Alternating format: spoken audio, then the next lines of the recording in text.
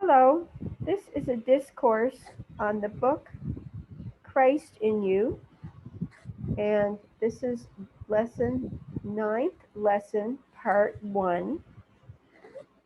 And I am Angel Christ Child, and I'm once again joined by my friend to delve into the book. Welcome, friend. Welcome, and we're continuing on then with pretty interesting series of lessons here, and we're up to looks like lesson number 9. Mhm. On personality. Personality. It's always of So interest. everybody's got a personality, right? Yep, everybody's got a personality. That's right.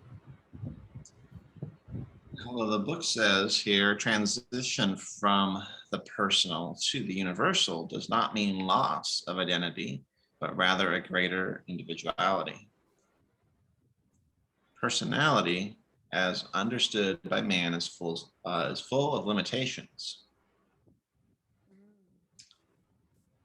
And interesting here, it's talking about if the disciples were to keep Jesus of Nazareth, they would lose the Christ of God. And there's some Bible verses here for that around the word if in that sentence. Uh-huh. And it's reference number 1, John 16, 5 through 7. And it's talking about, but now I am going to him who sent me. This is Jesus telling his disciples, but now I am going to him who sent me. None of you asks me, where are you going? Rather, you are filled with grief because I have said these things. Mm. But very truly, I tell you, it is for your good that I am going away. Unless I go away, the advocate will not come to you. But if I go, I will send him to you. I think by the word advocate, he's referring to the Holy Spirit. Yeah. Yeah. That's very It's like interesting. he had to go away. He had to leave them as in his physical body form and to be kind of like reborn through them as they realized that they had Christ and Jesus was within them then. Within them, yeah. This book talks a lot about the Christ within. In fact, that's the name of it. Christ in you. What a segue there. Yeah. So, and also in the, of course, in miracles that I often refer to, um, under the idea of greater individuality, um, it says in the passing of the dream, substitute reality, because we have created a substitute reality, which is a shadow or an illusion. It says the Holy Spirit never uses substitutes. Where the ego perceives one person as a replacement for another, the Holy Spirit sees them joined and indivisible. Holy Spirit, He, does not judge between them, knowing that they are one. Being united, they are one because they are the same. Substitution is clearly a process in which they are perceived as different. One would unite, the other would separate. So, Holy Spirit would unite, and the ego would separate. Nothing can come between God, what God has joined, and what the Holy Spirit sees as one. But everything seems to become fragmented when the ego sponsors to destroy. So it's only something that seems. So it's interesting because, and then in some other parts of the course, so in this paragraph, I'll just say that Holy Spirit sees us as one and joined and indivisible, and the ego sees us as separate. So the question is, do we lose our personality when we become one, or recognize that we are one, because we're always one? We don't have to become one. We are one. Or do we keep our personality? This is something that's not talked about a great deal in the Course. So it seemed to me that that paragraph I just read from the Course suggests that we are joined as one and not different. But then on the other hand,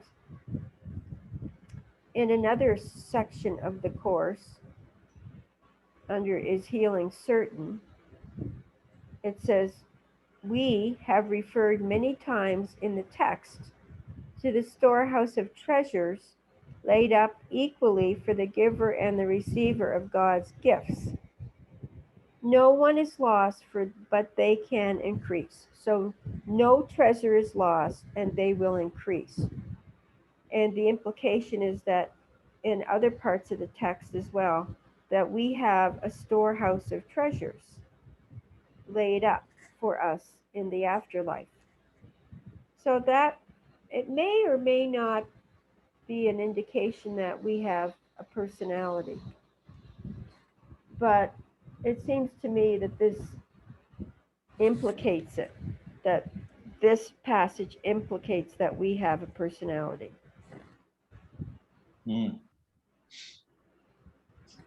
Interesting to think in such expansive terms. It's like maybe a personality is like what we in physical form think of as like a hobby, or maybe we become so great that we recognize we have such and such of a personality back when we were living, and then but that's not the only thing. We realize a greater sense of ourselves and other personalities from other lives that we had lived. It's kind of like in our physical form, we might like a game of tennis or of basketball or football or whatever.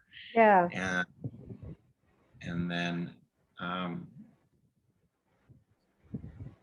then try something else, try badminton or whatever. Well, certainly, if you look at the events in the near-death experience, which is also, a discipline that we've been referring to, each person is reviewed for their life, and their actions matter. And the lovely being of light reviews with them and points out actions that they took. So it would seem that there is some use or some reason that we need to have a greater individuality, as this book says, Christ in you. And I think when they say the personality is understood by man as full of limitations, it means that the personality of the ego is full of limitations and limiting ideas. And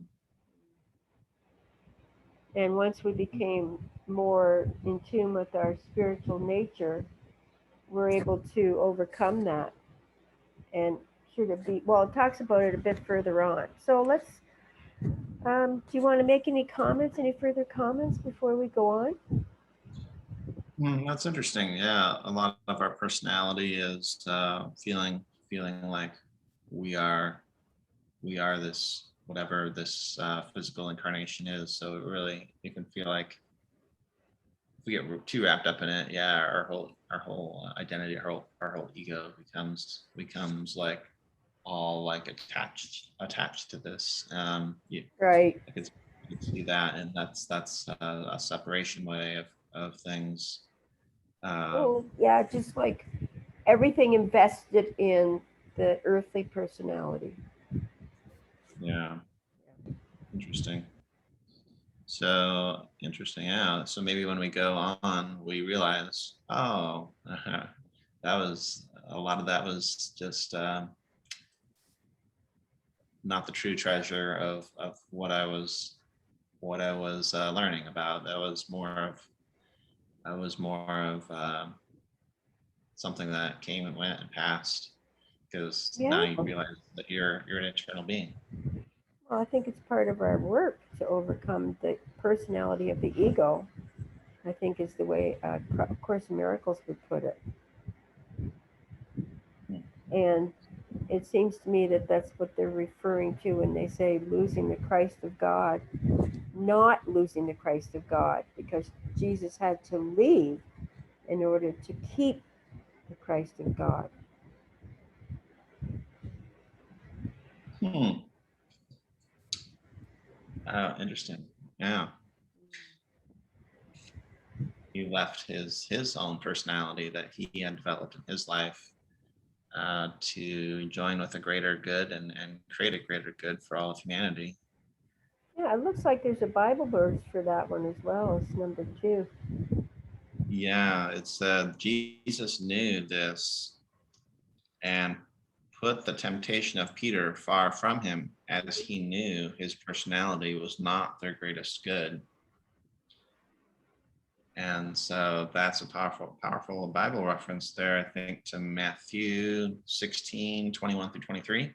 Okay. And this is about Jesus predicting his death to his disciples. It says in the Bible, from that time on, Jesus began to explain to his disciples that he must go to Jerusalem and suffer many things at the hands of the elders, the chief priests, and the teachers of the law, and that he must be killed, and on the third day raised to life. Peter took him aside and began to rebuke him. Never, Lord, he said, this shall never happen to you.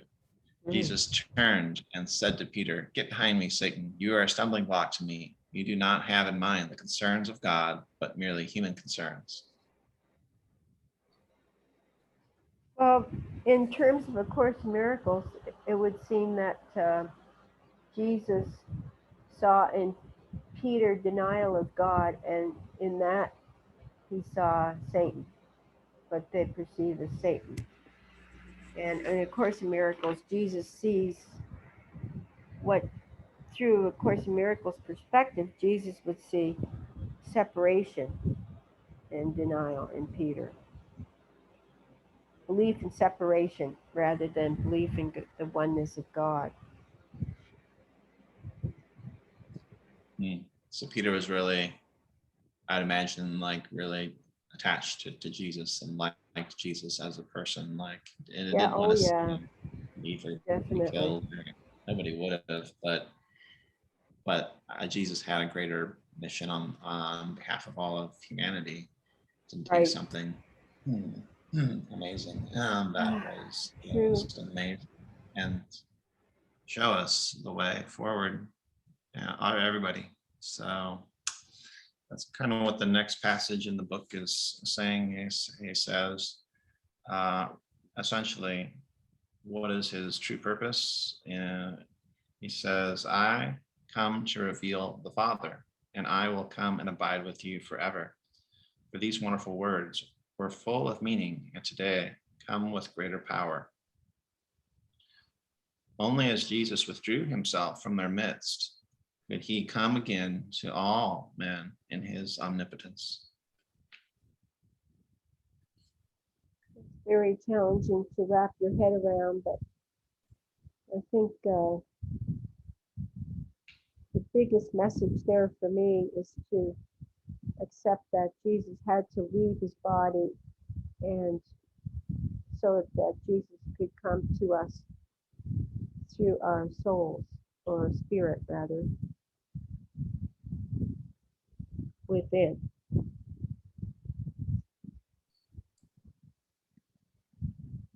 Yeah, it's amazing. I think this reference to the Bible, reference 3 here, is probably the most powerful here of the references. John 14, 7 through 11.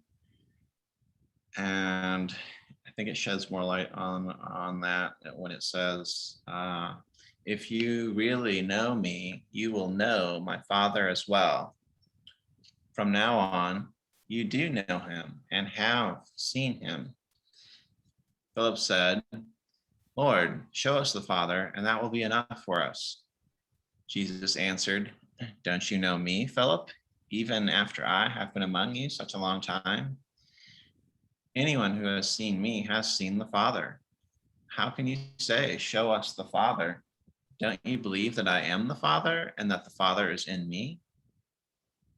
The words I say to you, I do not speak on my own authority. Rather, it is the Father living in me who is doing his work. Believe me when I say that I am in the Father and the Father is in me, or at least believe on the evidence of the works themselves. Right.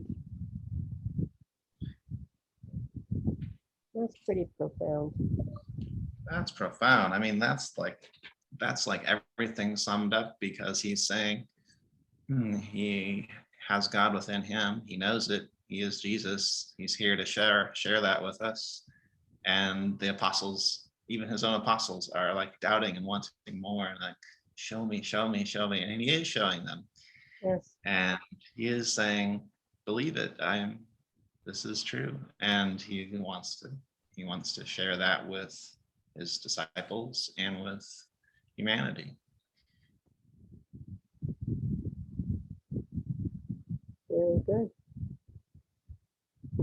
And by his sacrifice, well, by his act on the cross, he shared that with us. Through his ascension and resurrection, he shared that ability to connect with God with us. And now we have to take that and believe in that and connect with it on our own through Jesus.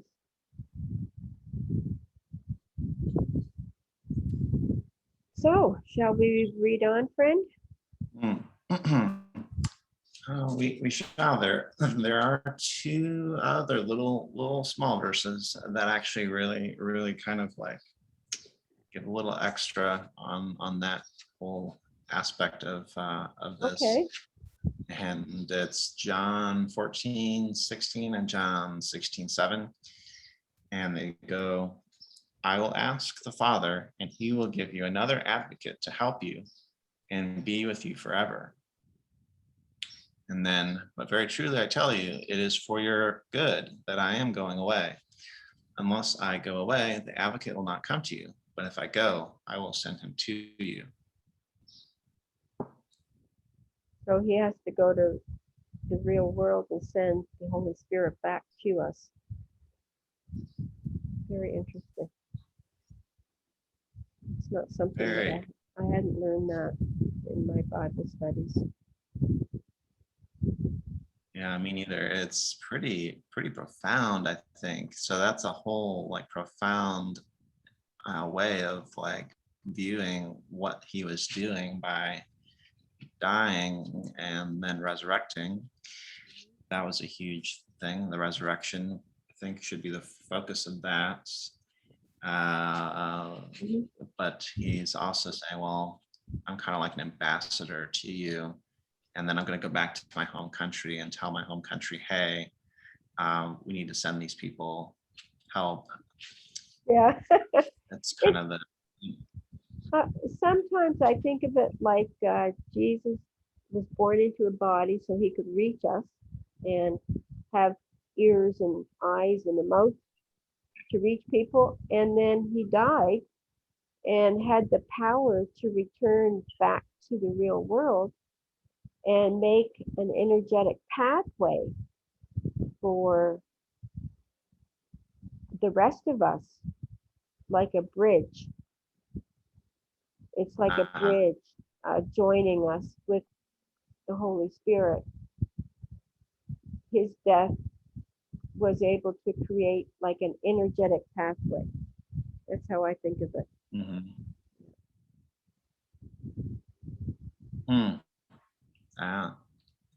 Oh, let's So now we read can on. go to this brand new country. Yes, we can go to this. Well, it's not really brand new because it's our real home. But it seems brand new because we forgot about it. We forgot where we came from. That's a good analogy. Isn't that Yeah. wild? Yeah, it is wild.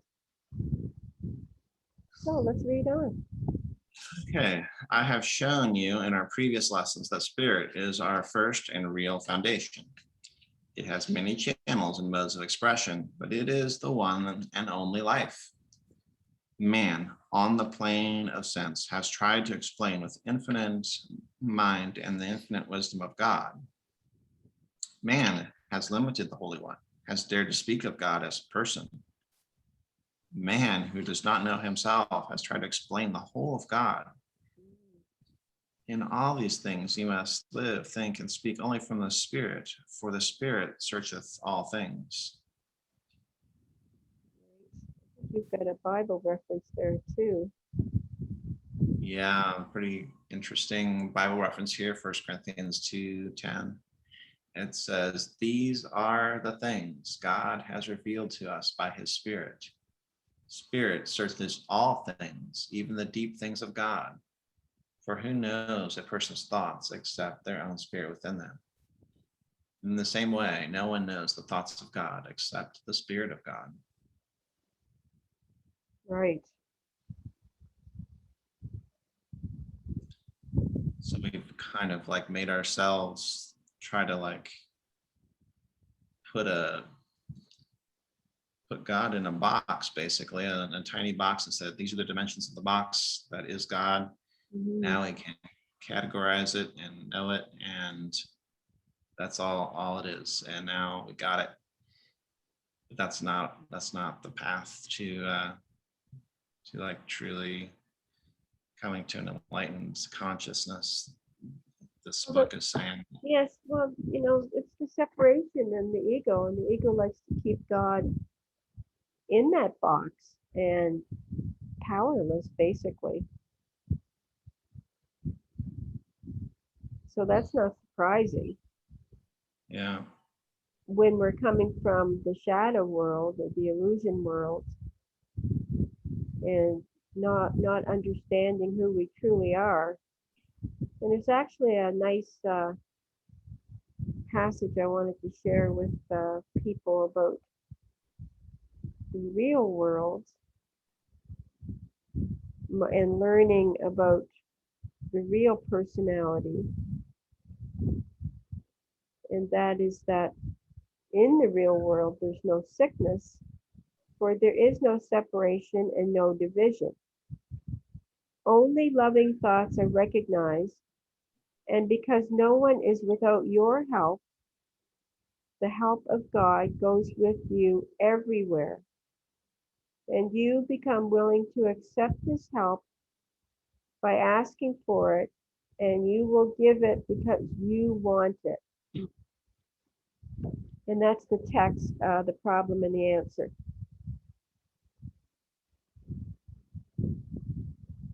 So that is really being able to claim your relationship with the whole, and your vision clears.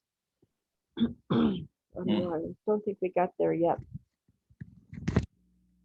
Excuse me.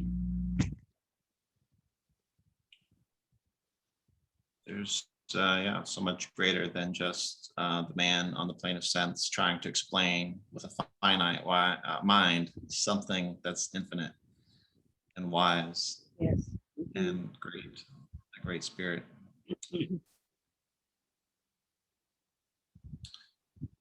So as you sink deep within yourself, a great meekness fills all your thoughts. You learn of him who was and is greatest in his meekness and highest in his lowliness. The true personality, or I should say, the true understanding of personality becomes clear to you as you realize your relationship to the whole. Your vision clears, you become filled with holy reverence and mighty hope. Personality is greater than you know, for the weakest person has the whole universe to draw upon, is entirely unlimited. The weakest person has the whole universe to draw upon. Isn't that marvelous? Because we're all one, even the weakest person.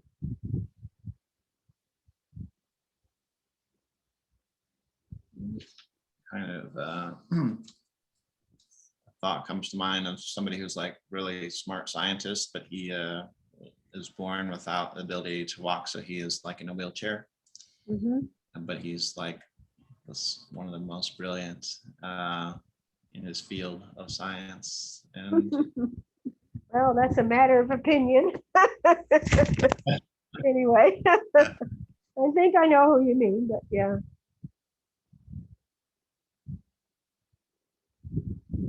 Did you want to make a point?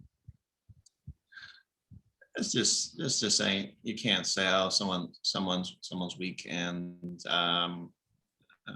defective, so we toss them to the side. Like, oh, you mean physically weak, right? Yeah.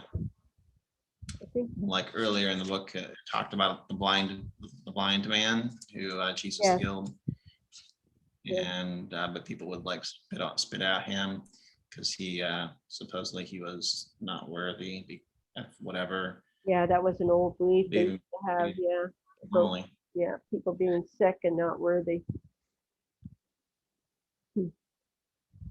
but so even that blind man had the unlimited power of God to help him, and Jesus just happened to walk by and heal him. Mhm. So Well, he accepted it too, didn't he? He had to accept it first. yeah, oh yeah. We I all imagine have he was that. he was ready. He must have been somehow ready. Yeah. God works in mysterious ways. So shall we read on?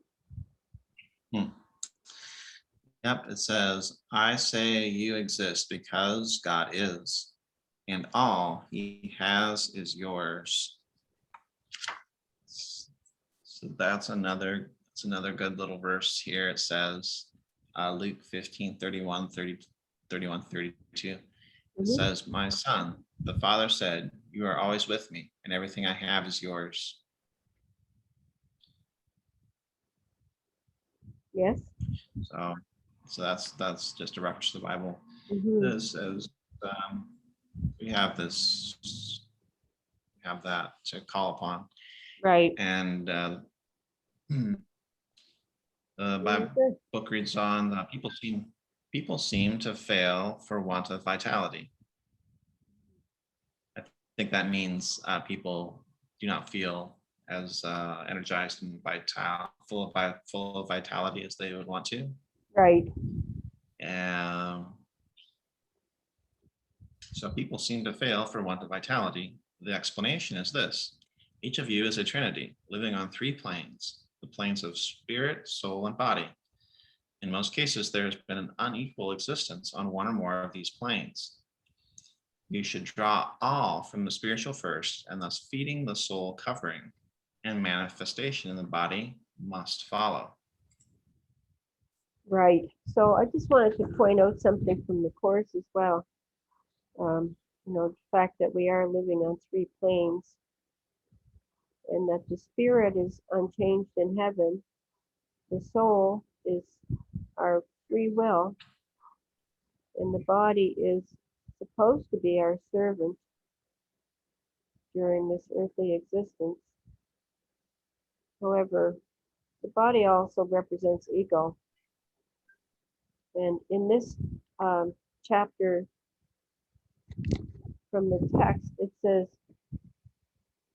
from A Course in Miracles, it says, the ego separates through the body. The Holy Spirit reaches through it to others. You do not perceive your brothers as the Holy Spirit does, because you do not regard bodies solely as a mean of joining minds and uniting them with yours and mine. Mine means Jesus.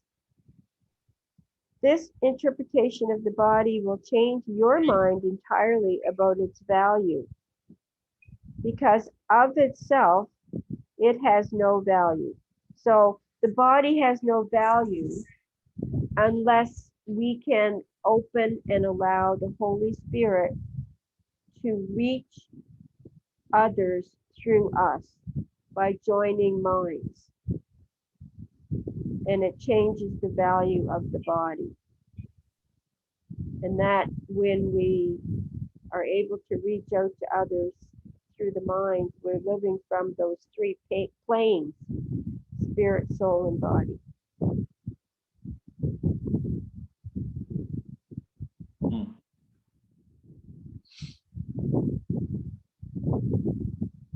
Interesting.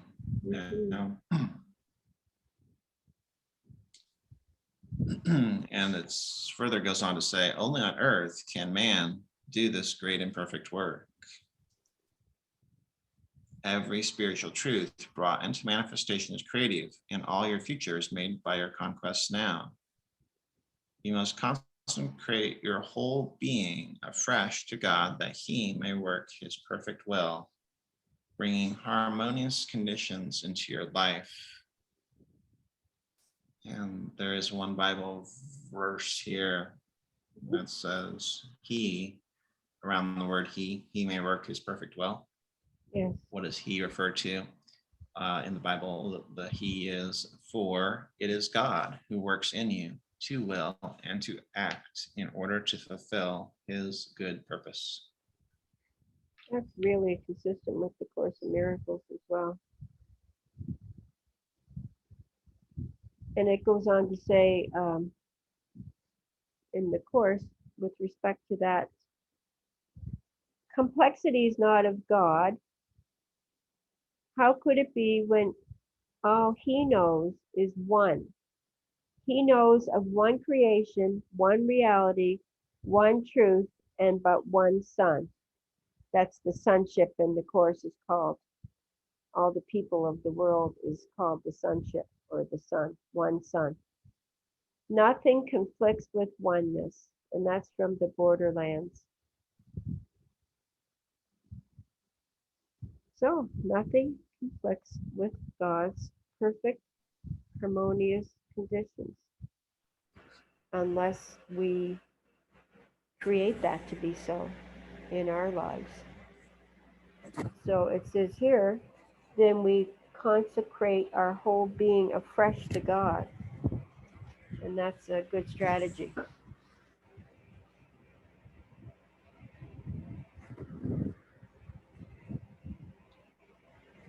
So, Interesting. interesting chapter, yes. Very. Do you have any final remarks, friend?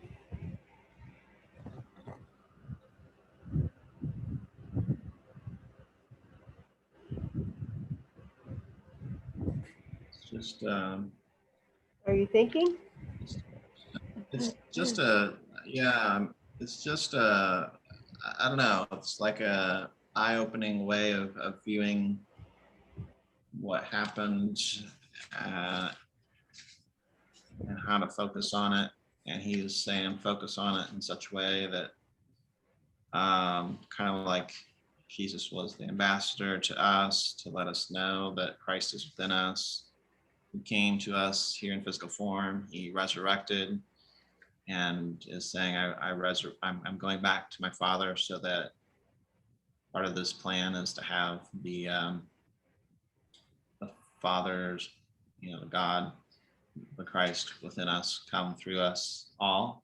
Mm-hmm. And he's saying at the very end of the chapter, only on earth can man do this great and perfect work. So it's like he is saying, here on earth, we have something to do that is gonna shape our entire future of our growth of our soul's journey. Mm-hmm. And he quotes the Bible saying that it's God who works in you to will and to act in order to fulfill his good purpose. So he's kind of tying it back to the title of the book that says, well, Christ should be in us. Christ actually is in us. We need to know. We need to know that. We have forgotten that. Right. In a lot of ways. And it's a great purpose. This book is telling us. And a great This mystery, is, isn't it? this is, yeah, It's a wonderful that's the mystery. truth. Yeah. Right. Yes. Okay, well, thank you for joining me, friend, and thank you, listeners, for joining us.